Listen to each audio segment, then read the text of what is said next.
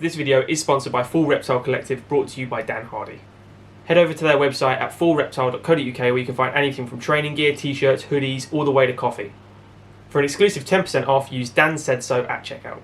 Make sure to also check out their YouTube channel for some of the best MMA content out there, bar my own. Let's get back to the video. Perfect. And the second fight we're going to talk about today is Jack Shaw versus Timur Valiev, which is a super dangerous fight for Jack Shaw.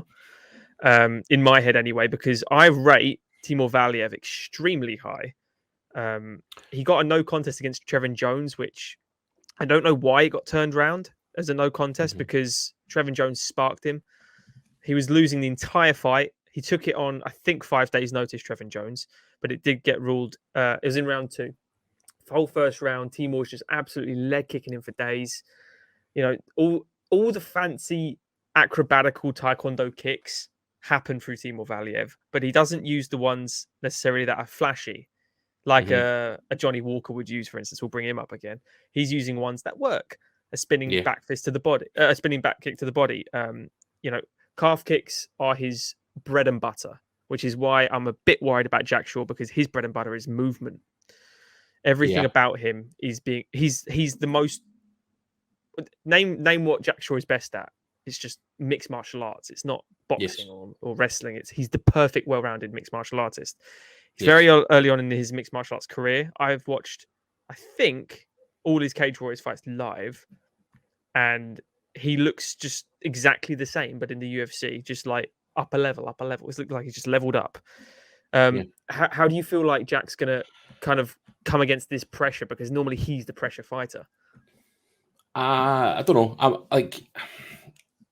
First of all, I think this is a much easier fight for Jack than Nurmagomedov, by the way, just out of because he was supposed to fight Umar Nurmagomedov, and obviously that got cancelled. But I was scared then.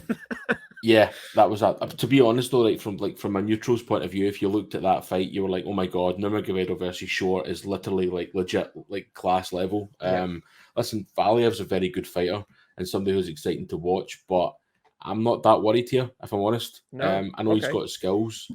I just think Jack's better. I also think I know he fought twice last year, but relative inactivity over the last 2 years for Valiev, I think might be something. He also hasn't fought since June. Who knows? The Trevin Jones no contest was a drugs bust for Trevin Jones. I think he got done for marijuana or something like that after the fight. So that's a win for Trevin Jones for me then. Yeah, that's a win for Trevin Jones. I don't know. Like, I'm definitely not as worried for Shaw as I was with Nurmagomedov, as I say, and Valiev doesn't scare me anywhere near as much as what he would have. I think Jack will be fine here, honestly. You think he can handle the kind of distance manage completely, Valiev out of it? Keep to his. Do you reckon Shaw can implement his game plan rather than Valiev pushing his on him? I think either way, whether Jack can or can't, I think he'll adapt. You don't go 14-0 for no reason. Okay, yeah, he's only had 4 in the UFC, but he's had 4 wins in the UFC. And guys like Hunter Azure, Aaron Phillips, these are good fighters. These are good levels. So, you can say Valiev's a good level, a bit more experienced, 18-2. I reckon either way, Jack will be fine because Jack can grapple as well. He's a very good jiu-jitsu. So I think either way, if it comes to it and Valiev's maybe outstriking him or out kicking him or whatever it may be, he may go, right, you know what, it's time to take you down and maybe submit him. I think either way, I think Jack's fine here, honestly, I really do. Yeah, not only jiu-jitsu, great wrestling. They've got I think him and his dad run the Shaw program down in Wales at the moment, and they're literally churning out. If you go look at Cage Warriors, all the prelims at the moment, they're all people from either Hardy Wallhead MMA, Great British Top Team, or like Shaw now, which is awesome to see, to be honest. Or Next Gen, obviously up in Liverpool. Yeah. But I agree. Hunter's yours. I think that's an underrated win. How it was a split decision, I'll never know. That was just. I don't think Jack Shaw has actually lost a round since he's been in the UFC. I'll argue that point. I think he's just been pure dominant. He needs that step up. Umar, I don't ever like 2 prospects meeting. I like the meeting further down the line because you derail a hype train, and it's more fun to. I don't like doing the boxing route where you spoon feed them, But Mm-hmm. I think Timur Valiev is you know, he's much like to me Mosvar Evloev, if you know him, who fought Mike Grundy. Very under the radar, extremely technical, very strict. All they do is train. They know that they don't get fat in the downtime. They're just training 100 times. They are perfect word for them. They're just animals, man. And I think that Valiev's going to cause Shaw some issues. I think it's not going to be easy for him. I do think Shaw should be the favorite and will be the favorite. Again, a lot of people there to see Shaw. A lot of people are going to boo the shit out of Timur Valiev. You know, the crowd in London are absolute brutal. So I can imagine Shaw's going to get, you know, good reception there. But I totally one more agree. thing. Okay. Yeah, no. No, go on, man.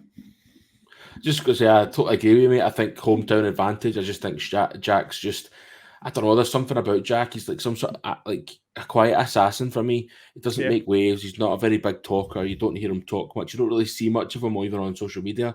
But when he fights, he's just amazing to watch.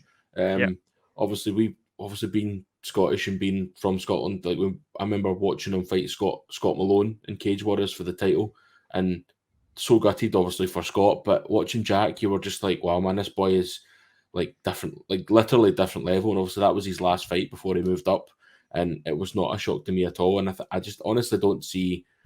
It's so funny because like I looked at the fight when we agreed to talk about it, and I was like, oh, Valiev, that's a really tough fight. And I looked at it and I went, do you know what? I don't actually. It's a tough fight, but I'm nowhere near. I don't think I'm that worried for Jack here, to be honest. I honestly think Jack will scoosh it.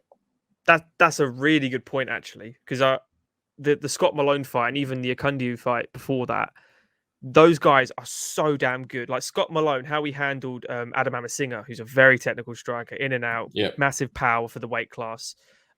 I was like, okay, Scott's very good here. And Jack had no issues. Every time I think someone's going to cause Jack issues, he's one step ahead of him every time. He's just better at chess, isn't he? He's got a very good fight IQ. I think he's probably his best asset. If you said, what's he good at? I would say his brain's probably the best asset.